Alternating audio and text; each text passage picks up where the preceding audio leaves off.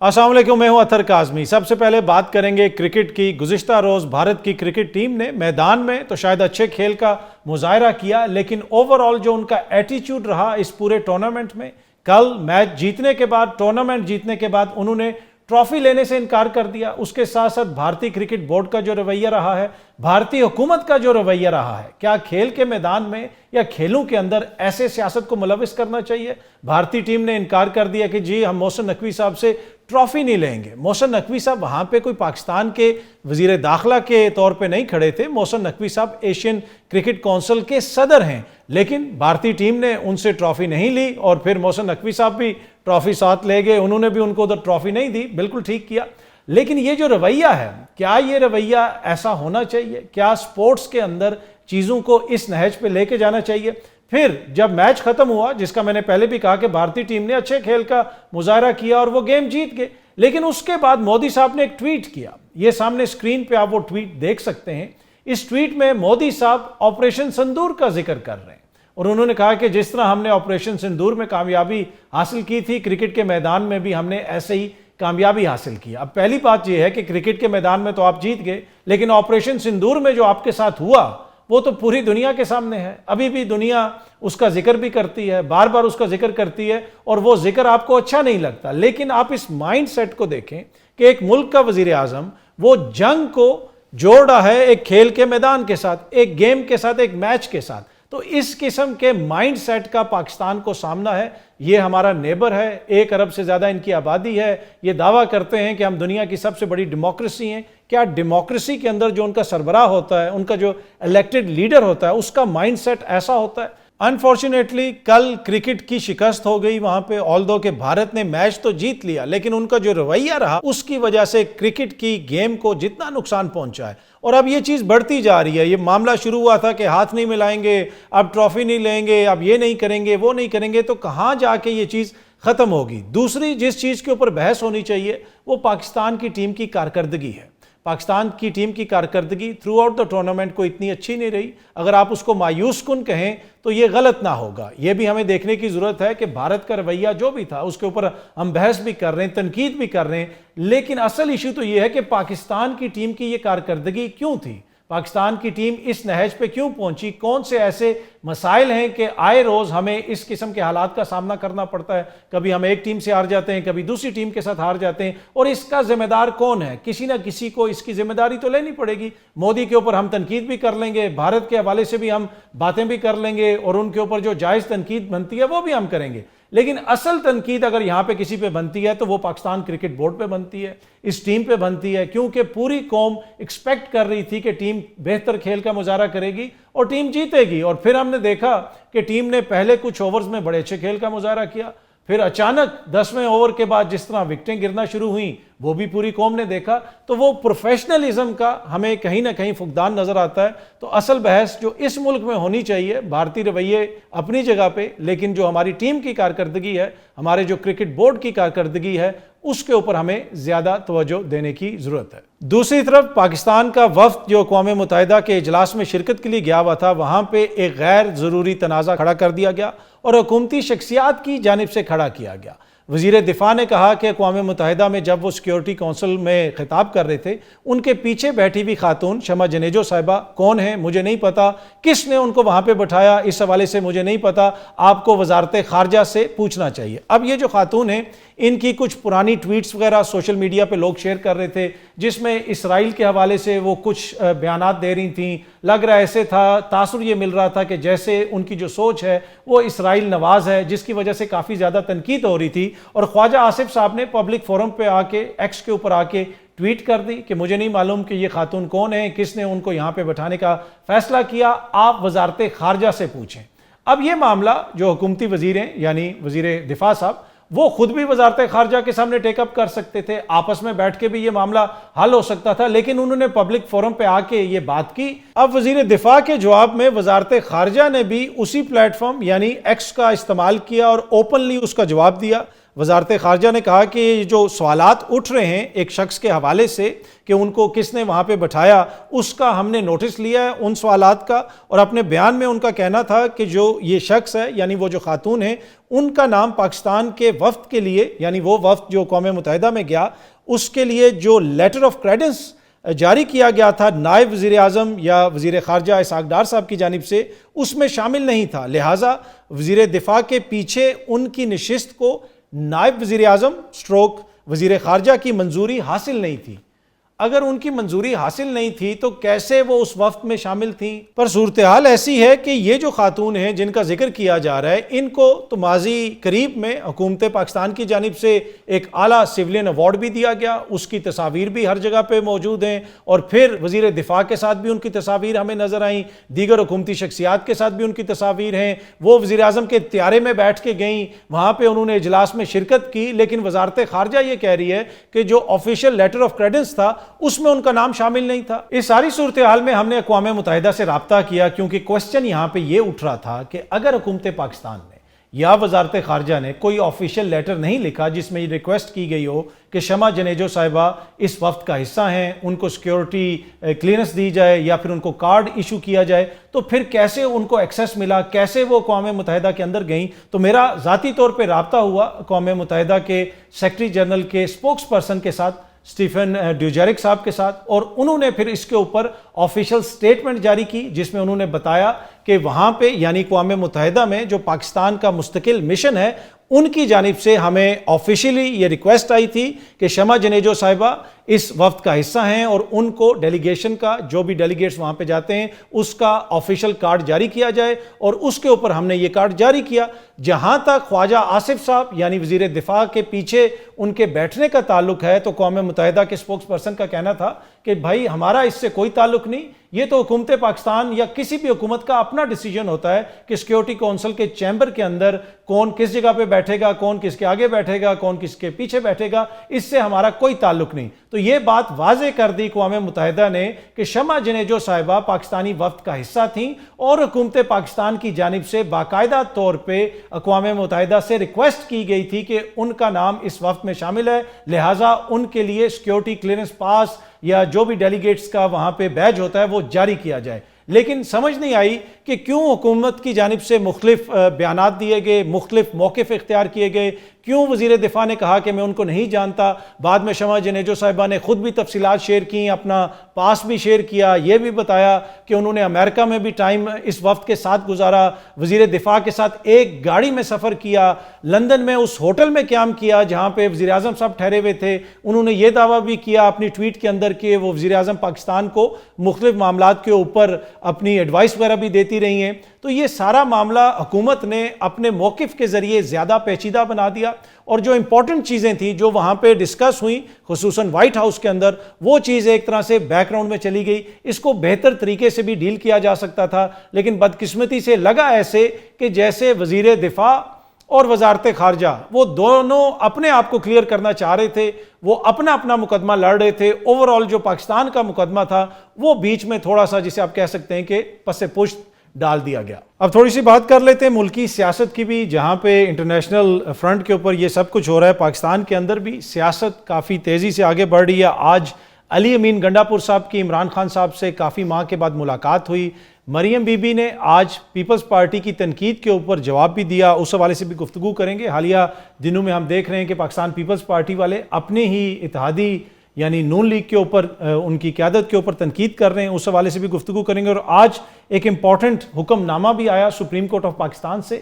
Justice Jahangiri صاحب کو جو کام سے روکا گیا تھا اس حکم نامے کو معطل کر دیا گیا ہے، اور اب تک کی اطلاعات کے مطابق اسلام آباد ہائی کورٹ کی جو کاز لسٹ وغیرہ شیئر کی گئی ہے اس میں جسٹس جہانگیری صاحب کا نام دوبارہ دیکھا جا سکتا ہے، یعنی اب وہ پھر سے مقدمات سنیں گے اسلام آباد ہائی کورٹ میں۔ اس پہ بھی گفتگو کریں گے، کچھ دیگر معاملات بھی ہیں، کوشش کریں گے کہ ان سارے معاملات پہ اپنے مہمانوں سے روشنی ڈلوائیں۔ اسٹوڈیو میں ہمیں جوائن کر رہی ہیں نون لیگ کی ممبر قومی اسمبلی شمائلہ رانا صاحبہ۔ شمائلہ آپ کا بہت بہت شکریہ، اور سابق صدر سپریم کورٹ بار عابد زبیری صاحب بھی ہمارے ساتھ موجود ہیں، سر آپ کا بھی بہت بہت شکریہ۔ اور رہنما تحریک انصاف سینیٹر ہمایوں محمد صاحب نے بھی ہمیں جوائن کیا، محمد صاحب آپ کا بھی بہت بہت شکریہ سر۔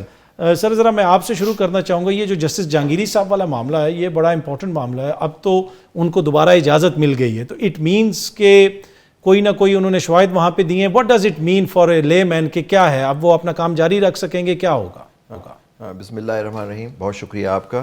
دیکھیے ایشو جو سپریم کورٹ کے سامنے بڑے لمیٹڈ ہے. ٹھیک ہے, وہ دیکھیے ان کی ڈگری کا جو ایشو ہے وہ کہیں اور پینڈنگ ہے, اس کی بات نہیں ہے. یہاں ایشو یہ تھا کہ کیا ایک ہائی کورٹ کا جج دوسرے ہائی کورٹ کے جج کو کام کرنے سے روک سکتا ہے.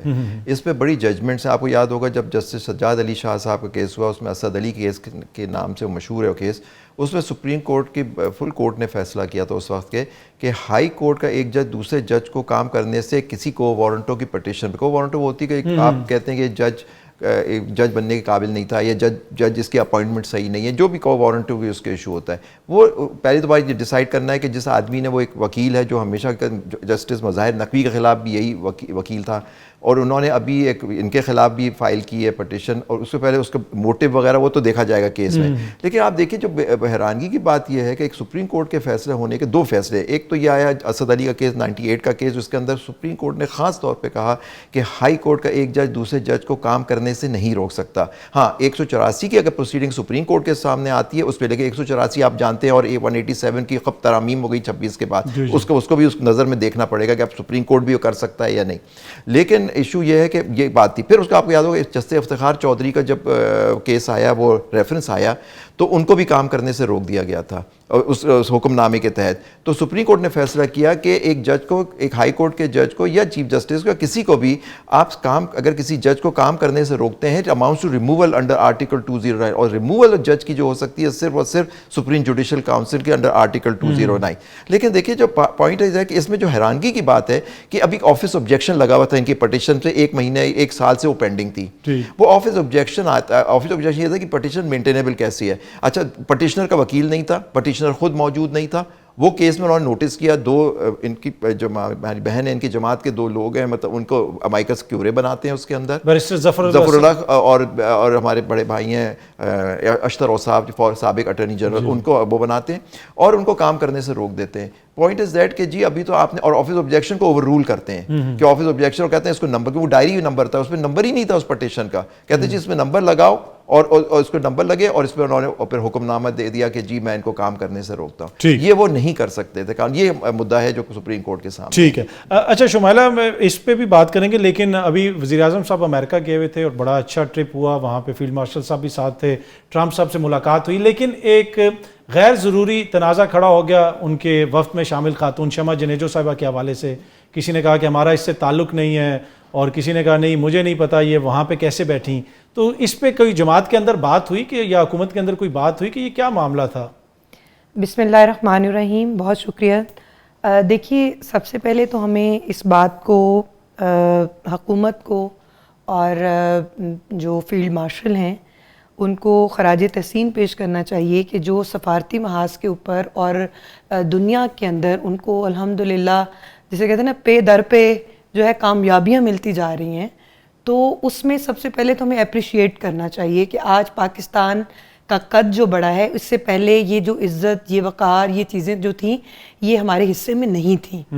اور آج بین الاقوامی طور پہ لوگ جو ہیں وہ ہمارے ساتھ اسٹریٹجک معاہدے کر رہے ہیں, لوگ ہمیں اپنی حفاظت کے لیے جو ہے وہ معمور کرنا چاہتے ہیں. اس کا یہ مطلب ہے کہ وہ ہماری جدید ٹیکنالوجی کے اوپر جو اسٹریٹجی ہم نے اپنائی تھی پچھلے ریسنٹ جو الحمدللہ جو بھارت کے ساتھ جو جنگ جیتی ہے ہم نے, تو اس نے ہمارا جو عالم اقوام میں جو ہمارا نقشہ مٹ رہا تھا اس کو کم سے کم جو ہے وہ بحال کرایا ہے, اور ہماری وقار جو ہے وہ بحال ہوا ہے, ہمارا قد بحال ہوا ہے, بڑا ہوا ہے.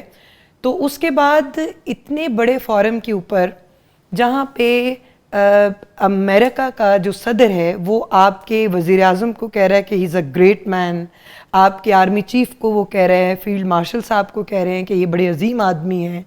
اور آپ یہ سوچیں کہ امریکہ جو ہے اس کا جھکاؤ اس طرف کیوں ہوا. سوال تو یہ ہے, میرا کام سوال کرنا نہیں ہے, لیکن میں ایک دیکھیں نا جو جنگ ہم نے جیتی وہ جس طرح آپ نے بھی ذکر کیا پوری دنیا کو پتا ہے, لیکن جب ملک کا وزیر دفاع کامیابی کے بہت فادر ہوتے ہیں, آپ نے سنا ہوگا. جی نہیں, پر کوشچن یہ ہے کہ یہ تو ساری کامیابیاں سمیٹ کے فیلڈ مارشل صاحب اور وزیر اعظم صاحب جب امریکہ گئے ہیں، پہلے ان کا سفر جو تھا وہ قطر سے ہوتا ہوا، پھر سعودیہ سے پھر آگے جب یو این میں وہ گئے ہیں، اس کے بعد الحمدللہ اللہ تعالیٰ نے ان کو بہت عزت اور یہ اس سے تو کوئی ڈس ایگری نہیں کر رہا. کوشچن یہ ہے کہ وزیر دفاع کو کیا ضرورت پڑی ہے کہ وہ ٹویٹر پہ آ کے کہیں کہ مجھے نہیں پتا کہ میرے پیچھے کون خاتون ہے.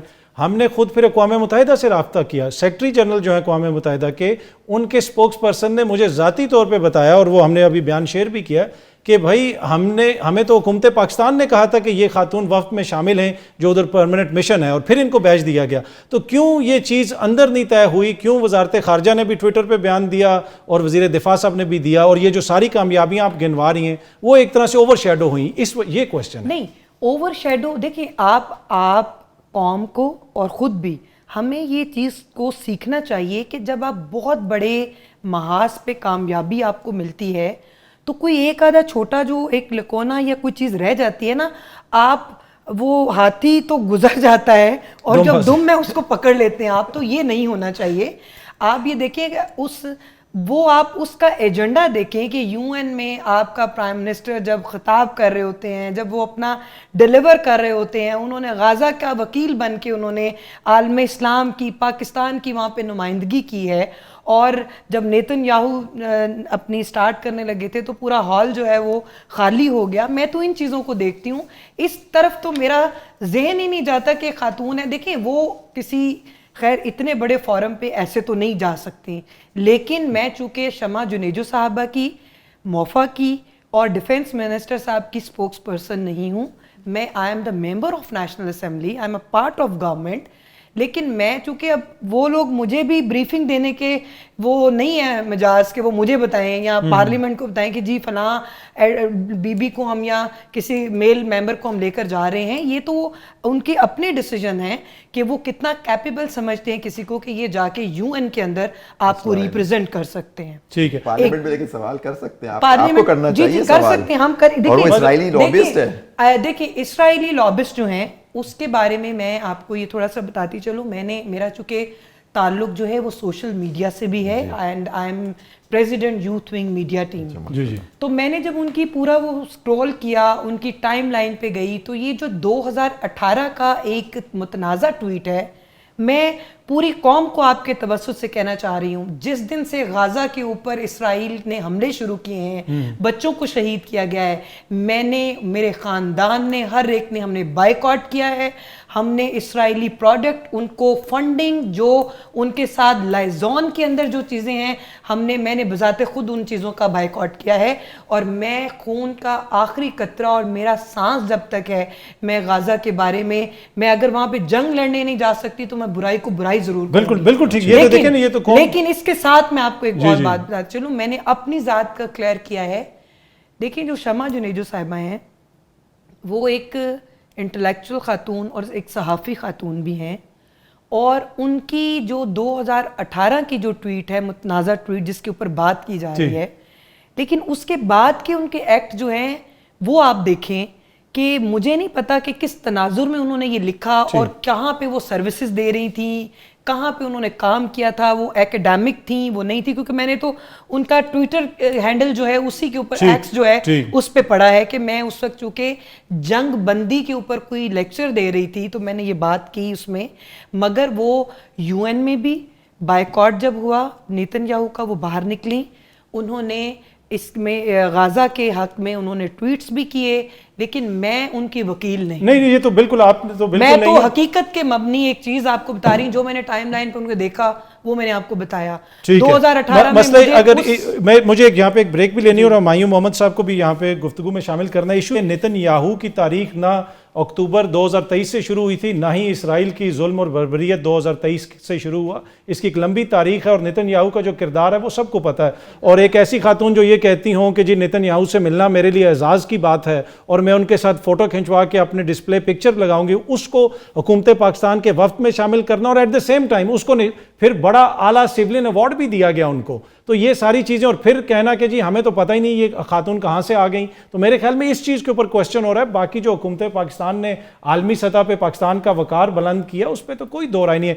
سینیٹر صاحب، میں آپ کے پاس ایک سوال چھوڑ کے جا رہا ہوں کہ آج آپ کی پارلیمانی پارٹی کا اجلاس بھی ہوا, خان صاحب کی آج علی امین گنڈا پور صاحب سے ملاقات ہوئی ہے, اس اجلاس کے بعد کیا کوئی آپ نے فیصلے کیے ہیں آنے والے دنوں میں, کیا کچھ ہو سکتا ہے؟ ایک چھوٹی سی بریک کے بعد آپ ہمیں اس حوالے سے بتائیے گا. Welcome back. جی سینیٹر صاحب, آج علی امین گنڈا پور صاحب کی کافی عرصے کے بعد خان صاحب سے ملاقات ہوئی, اس کے بعد آپ لوگوں کی پارلیمانی پارٹی کا اجلاس بھی ہوا, کیا پیغام آیا عمران خان صاحب کا, کیا فیصلے وغیرہ کیے ہیں آپ نے؟ بسم اللہ الرحمن الرحیم. یکا نعبد و یکا نستعین. دیکھیں پارلیمنٹری پارٹی کے ابھی تک وہ جب ڈیٹیلز آ جائیں گی باہر آپ کو بھی پتہ چل جائے گا, مجھے بھی پتہ چل جائے گا. لیکن آپ نے پہلے سیگمنٹ میں 2 بڑے امپورٹنٹ ایشوز کو آپ نے ایڈریس کیا ہے. ایک جس کا بھی جواب بھی ہمیں ملا تھا کہ یہ چیزیں نہیں ہو سکتی, یہ فلانے کے انڈر. مجھے سمجھ نہیں آتی کہ یہ ہمارے کیا ہائی کورٹ کے ججز کو ان سپریم کورٹ کے فیصلوں کا نہیں معلوم تھا کہ ان لوگوں نے یہ, اور خاص طور پہ چیف جسٹس صاحب جو ہائی کورٹ کے, ان کو نہیں معلوم تھا کہ وہ کیا غلط کر رہے ہیں. اگر ان کو نہیں معلوم تھا اس کا مطلب ہے انکمپیٹنٹ ہے, اور اگر ان کو معلوم تھا تو اس کا مطلب ہے میلافائڈی ہے. دونوں صورتوں میں ان کو اس سیٹ پہ نہیں ہونا چاہیے اصولاً. مطلب آپ اپنی ہی ایک کولیگ کو, اور میں آپ کو ایک اور بات بتاتا ہوں, انہوں نے کہا تھا نا کہ یہ سپریم کورٹ کے سامنے جو لمیٹڈ ہے, جو سندھ ہائی کورٹ میں ہو رہا ہے, آپ کو یاد ہوگا 1970s میں جسٹس صفدر شاہ صاحب تھے جنہوں نے بھٹو کے حق میں فیصلے دیا تھا, اور پھر ان کی ڈیٹ آف برتھ میں خیال میں میٹرک کے امتحان میں یا میٹرک کے اس میں یا FSC میں ان کا ڈیٹ آف برتھ کا متنازع آ گیا تھا کہ جی یہ غلط ہے, اور پھر ہی ہیز ٹو رن. یہ ساری چیزیں آئی ڈونٹ نو ہمارے ملک میں کیا ہو رہا ہے اور کیوں ہو رہا ہے, کس طرح سے. نمبر 2, اٹس ویری ایزی کہ ابھی شمائلہ صاحبہ نے کہا, بڑا ایزی, انہوں نے گھما پھرا کے ادھر ادھر بات کی. سیدھی بات ہے, یہ خاتون ہے, شی از اے لابیسٹ فار اسرائیل, یہ پرو اسرائیل ہے, اور یہ انہی کی گورنمنٹ کے بیسس پہ یہ جا کے اسرائیل میں جا کے ملاقات بھی کر چکی ہیں. یہ تو آپ کا کلیم ہے نا, اس کا کوئی ثبوت تو نہیں ہے, یہ تو آپ کا اس کے بالکل ہیں. اس میں ایک میرے خیال میں یہ جولائی 22 میں سم تھنگ لائک دیٹ اس طرح ہوا تھا. اس میں ہمایوں محمد صاحب دیکھیں نا, ہر بندے کی انڈیپینڈنٹ رائے ہوتی ہے, وہ ایک جسے آپ کہہ سکتے ہیں ایکڈیمک ہیں, اگر وہ ایک رائے رکھتی ہیں, اس کا خدا نخواستہ یہ مطلب تو نہیں ہے وہ کسی ملک کی لابسٹ ہیں یا پاکستان کے حوالے سے ہمیں کوئی تحفظات کا اظہار کرنا چاہیے. ہر کسی کو ایک رائے رکھنے کا تو حق ہے نا. دیکھیں میں تو ان کی, دیکھیں میں ان کی رائے سے میں یہ نہیں کر رہا کہ ان کو رائے رکھنے کا حق نہیں ہے, وہ ضرور اپنی رائے رکھیں, وہ کریں, لیکن ان کی رائے ذاتی طور پہ ایک چیز ہے, لیکن وہ رائے رکھنے والی خاتون جب آ جاتی ہے پرائم منسٹر کے ساتھ, اور ان کے ساتھ ان کی سیکرٹ فائلز ان کے پاس ہیں, مطلب she is not a position holder, she is not an MNA, she is not a minister, لیکن وہ اسی ہوٹل میں پرائم منسٹر کے سیکرٹ فائلز وہ کہتی ہیں کہ میرے پاس ہیں, وہ اسی جہاز میں ہیں, وہ اسی جگہ پر ہے, اور ان کے نہ موفق کو پتہ ہے کہ یہ یہاں کیسے پہنچ گئی, اور نہ ڈیفنس منسٹر کو پتہ ہے کہاں سے پہنچ گئے. اس کا مطلب ہے ہائیلی نکمے لوگ ہیں. اب بات آ جاتی ہے کہ جو ہمیشہ کہتے ہیں کہ جی فلانا ہو گیا, میں مثال دے دیتا ہوں, یہ کل کا جو میچ ہوا تھا نا اس سے مثال دیتا ہوں. آپ یہ سمجھ لیں کہ فیلڈ مارشل صاحب ایسے کھیلے تھے جیسے ہمارے اوپنر کھیلے, اور یہ لوگ بیچ میں وہ سب کام کرے جو ہمارے مڈل آرڈر بیٹسمین نے کیے. یہ ان کے سارے کام کا ستیہ ناش مار رہے ہیں. اچھا خاصا ایک جگہ پہ کر رہے, آپ نے درمیان میں ایک بندے کو ڈال دیا, کنٹروورسی اٹھا دی ہے. بھائی جب آپ کو بولنا نہیں آتا, کو کس نے کہا تھا کہ مہدی حسن کے اس میں جائے؟ یہ سمجھ رہے ہوں گے کہ یہ سنانے والا مہدی حسن ہے, وہ لینے والا سے مہدی حسن آ گیا, اس نے ان کی ٹھیک ٹھاک کلاس لے لی. چلیں یہ تو دیکھیں نا, ان کا رائٹ ہے وہ جس مرضی کو انٹرویو دیں, لیکن یہاں پہ بات کم از کم ان کے پاس کوئی پڑھے لکھے لوگ نہیں ہے جو جا کے بات کر سکے. نہیں پڑھے لکھے تو ہیں, اوبیسلی سارے ہی پڑھے لکھے. اب یہ آپ کی ذاتی رائے ہے. ہم ان پڑھے لکھوں سے زیادہ معافی مانگتے ہیں جنہوں نے ملک کو اس دہانے پہ لایا تھا, اور آج پاکستان کو اگر آپ ایک دفعہ شمائلہ جی آپ کی وہ ٹیم میں دیکھنا چاہ رہی ہوں کہ وہ ٹیم آپ کی جو کہتے تھے کہ ہم اصلاحات لے کر آئیں گے, ہمارے پاس فائنانشل ٹیم جو بڑی زبردست ہے, کہاں تھا تو وہ ٹیم آج تک ہم نے دیکھی نہیں سر. میں تو مجھے ڈر اس بات میری خواہش تھی کہ آپ کی گورنمنٹ میں وہ لوگ سامنے آتے جنہوں نے پاکستان کو غربت سے نکال کر سامنے لے کر آنا تھا, جنہوں نے پاکستان کی جو معیشت ہے اس کو آگے لے کر آگے جانا تھا. میں تو آپ کے دور حکومت میں ان لوگوں کو تلاش کرتی رہی ہوں کہ جو آپ نعرے لگاتے تھے اپنے, آپ لوگ اپنی تقریروں چلیں ہمیں ذرا گفتگو کو آگے بھی بڑھانا ہے. وہ ویسے کہاں گئے جس وقت آپ کو ان لوگوں کی ضرورت تھی سر؟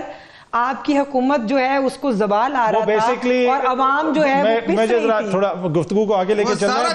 محمد صاحب میں آتا ہوں آپ کے پاس. وہ بیسیکلی شمائلہ پوچھ رہی ہیں کہ وہ بزدار صاحب کدھر ہیں جنہوں نے پنجاب کو بدلنا تھا. اب تو آپ ہم نے تو بزدار صاحب کو بالکل نہیں لیا. پنجاب میں ہیں, یہ ان کے ساتھ ہی ہے. یہ لوگ نہیں, وہ تو آپ کے وزیر اعلیٰ تھے نا. وہ تو آپ کیا آپ اپنے وزیر اعلیٰ کو تو آن کریں. دوسری طرف ان کو کچھ نہیں کہہ رہے. مجھے ذرا زبیری صاحب سے کوشچن کرنے دیں. ویسے ہی عدلیہ کے ساتھ جو کچھ ہو رہا ہے تو وہ جو ہے نا میرے خیال میں یہاں پہ بھی زبیری صاحب کو ٹائم پراپر کم از کم ملنا چاہیے. اچھا زبیری صاحب, یہ اب معاملہ جو ہے سارا, ایک طرف یہ کیس بھی چل رہا ہے, پھر کچھ اور معاملات کا بھی ذکر ہو رہا ہے, 27ویں آئینی ترمیم کا بھی ذکر ہو رہا ہے, اور پھر جو بار کونسلز کے الیکشنز ہیں وہ کتنے امپورٹنٹ ہیں؟ کیا یہ ساری چیزیں اس کو امپیکٹ کر سکتی ہیں؟ بالکل. دیکھیے ان جو گروپ اس وقت کنٹرول میں, ان کا تو خیال یہی ہے اگر یہ جسٹس جہانگیری کا یا 26ویں ترمیم, آپ کو پتہ 26 ترمیم کے کیسز 7 تاریخ کو فکس ہو گئے. جی 7 اکتوبر ہم نے فائل کیے تھے پچھلے سال. اس میں آپ بھی پٹیشن. جی بالکل, ماشاءاللہ 1 سال کے بعد وہ فکس ہوئے ہیں. تو ان کا خیال ہے کہ اگر اس سے پہلے یہ فیصلے آ جاتے تو ان کے الیکشن میں مشکل ہوگی. دیکھیں سارا میں سمجھتا ہوں کہ سب سے 2 امپورٹنٹ الیکشنز ہوتے ہیں, سپریم کورٹ بار ایسوسیشن کا اور خاص طور پہ بار کاؤنسل کا, کیونکہ ان کا ٹینیور 5 سال کا ہوتا ہے اور دیٹس اے ریگولیٹری باڈی.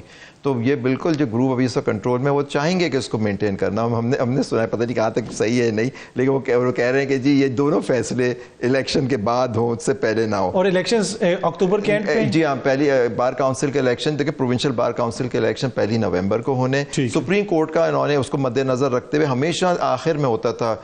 جو ازدواج کمیٹی ہے اس نے 16 تاریخ کو اس الیکشن رکھ دیا ہے سپریم کورٹ بار کا. اور یہ ہر حال میں دیکھیں جو کوشش ہوگی کہ ان 2 باڈیز کو کنٹرول کریں, کیونکہ دیکھیے ہمارا جو ایک موقف ہے, جو اصولی موقف ہے کہ 26ویں آئینی ترمیم میں اس ملک کو بالکل تباہ کر دیا, خاص طور پہ جوڈیشری کو کر دیا. اور آپ کے سامنے سارے چیزیں آ رہی ہیں آپ کے کس طرح سے. دیکھیں جوڈیشری, میں یہ نہیں کہہ رہا کہ ہمیشہ صحیح تھی یا غلط تھا, دیکھیں لیکن ایگزیکٹ دیکھیں میرا کیس کیا ہوتا ہے, میرا آپ کا بہن کا ہمارے کیس جو ہوتا ہے, ہم سرکار کے خلاف کیس ہوتا ہے, وہ پٹیشنز ہوتی ہیں نا جو گورنمنٹ کے خلاف. اگر اس میں ریلیف آدمی کو نہ ملے, نہ ہم کہاں جائیں, اور اب یہاں دیکھیں ججز ریلیف مانگ رہے ہیں, لوگوں کو نہیں مل رہی. سندھ کے اندر ایک کانسٹیٹیوشنل بینچ بنی, جو اس دن وہاں تماشا ہوا اس میں آپ دیکھیے. تو یہ ساری چیزیں اگر اس طرح سے کنٹرول کر لی جائے تو ہم لوگ کہاں جائیں گے؟ دیکھیں عام آدمی کو کہتے ہیں جی عام آدمی کو انصاف ملنا چاہیے, وہ بڑے عرصے تک رہتا ہے.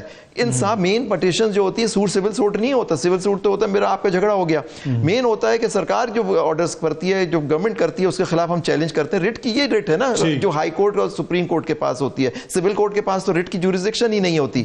تو یہ چیزیں اگر آپ نے اس کو بھی کنٹرول کرے گا, مرضی کے آپ کے فیصلے آنے لگے اور لوگوں کو انصاف نہ ملے تو بالکل ختم ہو جائے گا. یہی بات میں آپ کو بتاتا چلوں, جب نکسن کا کیس ہوا تو نکسن کا جو پروسیکیوٹر تھا اس کو وہ ڈسٹرکٹ اٹارنی اپوائنٹ ہوا, جو بعد میں واٹر گیٹ کی بات, آرچیبالڈ. اس نے اپنی کتاب میں لکھتا ہے کہ جب میں ڈی اے بنا ڈسٹرکٹ اٹارنی ڈیپٹی پڑھنے کے بعد, تو مجھے کچھ عرصے کے بعد مجھے سیک کر دیا میرے ڈسٹرکٹ اٹارنی نے.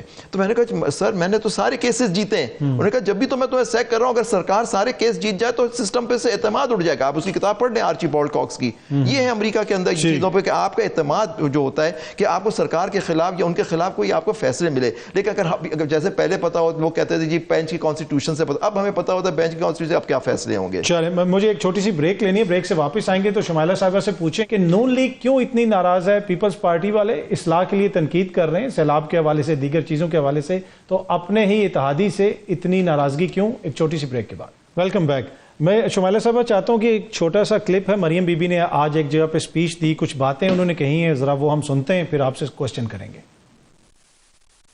اگر پنجاب پر بات کریں گے, پنجاب کی ترقی پہ بات کریں گے, پنجاب کے حق پہ بات کریں گے تو مریم نواز آپ کو گھر تک پہنچا کے آئے گی. پنجاب کا اپنا پانی ہے, اگر میں وہاں پر نہریں نکالنا چاہوں تو آپ کو کیا اعتراض ہے؟ بھئی پنجاب نے آپ کے معاملات میں کبھی مداخلت نہیں کی. آپ برائے مہربانی پنجاب کے معاملات میں مداخلت کرنا بند کریں. جی شمائلہ، یہ کیا کوئی صوبائیت کا کارڈ کھیلا جا رہا ہے؟ اگر آپ کے اتحادی ہیں تھوڑی تنقید کر رہے ہیں تو اس میں میرے خیال میں اتنا ناراض تو نہیں ہونا چاہیے. دیکھیے پہلے تو ایک بات ہم کلیئر کر لیں کہ اس میں کوئی ناراضگی یا کوئی دل آزاری کی بات نہیں ہے. وہ ایک صوبے کی چیف منسٹر ہیں اور بطور چیف منسٹر ان کا یہ حق بنتا ہے کہ وہ اپنے صوبے کے ساتھ کھڑی ہوں اور اس کی فلاح اور بہبود کے لیے کام کریں. اور آپ نے دیکھا بھی ہے کہ سیلاب میں انہوں نے دن رات کام کیا اور ان کی جو کیبنٹ ہے ان کے لوگوں نے بھی وہاں پہ لوگوں میں عوام کے اندر جا کے ان کو ریلیف بھی دیا، دینے کی کوشش کی. اور ابھی جتنا وہ نقصان کا تخمینہ ہے اس پہ بھی کام ہو چکا الحمدللہ، اور وہ بھی ان کو کمپنسیٹ کیا جائے گا گورنمنٹ کی طرف سے. لیکن یہ جو ابھی آپ نے بات کی ہے ریسنٹ، ابھی ایک دو جگہوں پہ میں خود سن رہی تھی کہ بے نظیر انکم سپورٹ اسکیم کا بتایا گیا کہ جی گورنمنٹ جو ہے اس کے تھرو وہ پیسے دے. یہ ایشو کہاں سے بنا تھا؟ یہ پیپلز پارٹی والے کہہ رہے ہیں کہ ڈیٹا ہے تو اس کے مطابق، کہ جو ہمارے پاس ڈیٹا ہے آپ اس کے مطابق چلیں اور وہ بے نظیر انکم سپورٹ جو ہے اس کے تھرو آپ لوگوں کی مدد کریں. دیکھیں بے نظیر انکم سپورٹ جو ہے وہ 5 یا 10 ہزار سے زیادہ لوگوں کی ہیلپ نہیں کر سکتے. ان کا جو سافٹ ویئر ہے وہ اتنے ہی پیسوں کی مدد کر سکتا ہے. لیکن میرا نقصان 10 لاکھ کا ہے، ان کا نقصان 12 لاکھ کا ہے. آپ مجھے 5,000 اور 10,000 روپیہ دیں گے تو ایک غریب بندے کے ساتھ کھلواڑ ہے. دوسری بات یہ ہے کہ میں نے ایک پیکج اناؤنس کیا ہے، میں ایک مثال دے رہی ہوں. صوبے کی وہ وزیر اعلیٰ ہیں، انہوں نے ایک پیکج اناؤنس کیا ہے تو ان کو ان کا کام کرنے دیں. آپ یہ انہوں نے جب رمضان میں جب ہم نے رمضان راشن جو ہے لوگوں کے گھروں تک دیا تھا تو ہم نے ڈیٹا بیس کلیکٹ کیا تھا، ہم نے کام اس کے اوپر کیا ہوا ہے. اگر ہمیں ضرورت پڑتی تو ہم ان کی جو ہے وہ سروسز بے نظیر انکم سپورٹ کی ضرور لیتے. پر آپ کیا سمجھتے ہیں یہ تنقید کیوں کر رہے ہیں؟ کیوں تنقید کر رہے ہیں؟ اصلاح کے لیے تنقید کر رہے ہیں؟ سیاسی پوائنٹ سکورنگ کر رہے ہیں؟ کیا کوئی ایشو تو ہوگا نا؟ دیکھیں یہ سیاسی پوائنٹ سکورنگ ہے اور میں یہ سمجھتی ہوں کہ وہ لوگ اس نہج تک شاید ابھی تک نہیں پہنچ پائے یا وہ لوگ پنجاب کا مقابلہ نہیں کر پائے تو انہوں نے اپنے لوگوں کو ایک آؤٹر لیئر بھی تو دینی ہوتی ہے نا. تو آپ نے اپنی آؤٹر لیئر کو برقرار رکھنے کے لیے پنجاب میں بحث کو جی وہ پھر وہ دوسروں کی نظریں ہٹانے کے لیے پنجاب کے اور پنجاب کے بہترین منصوبوں کو آپ امپلیمنٹیشن اپنے ان صوبوں میں بھی کریں. آپ پنجاب کے جو منصوبے ہیں آپ ان کی کاپی کریں، وفاق کے منصوبے ہیں ان کی کاپی کریں کہ جو بے نظیر انکم سپورٹ اسکیم ہے اس کے اوپر اس کو بنیاد بنا کر ہمارے ساتھ ناراضگی نہ کریں اور تنازع نہ کھڑا کریں. آپ جو پنجاب میں چیف منسٹر جس طرح کام کریں آپ اسی کو ہی لائے عمل کو اپناتے ہوئے آپ سندھ کے جو عوام ہیں، غریب عوام ہیں، ان کو آپ ریلیف دینے کی کوشش کریں.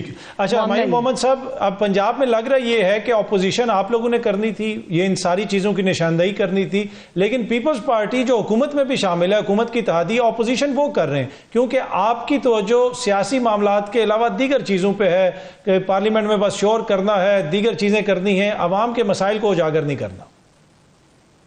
اچھا میں ایک تھوڑا سا ایک بڑا امپورٹنٹ پوائنٹ اگین آپ نے ذکر کیا تھا یہ 26ویں ترامیم کا، اور اس کے اوپر جیسے ابھی بات ہو رہی تھی کہ 1 سال بعد بادل نخواستہ اس کو ڈیٹ دی گئی ہے. لیکن اس کے اندر ایک بہت بڑا پرابلم ہے اس میں کانفلکٹ آف انٹرسٹ آ رہا ہے. جو فل بینچ یہ سن رہا ہے اس فل بینچ میں بہت سارے لوگ ہیں وہ اس 26ویں ترامیم کی وجہ سے بیٹھے ہوئے ہیں، ورنہ ان کی ادھر جگہ ہی نہیں بنتی.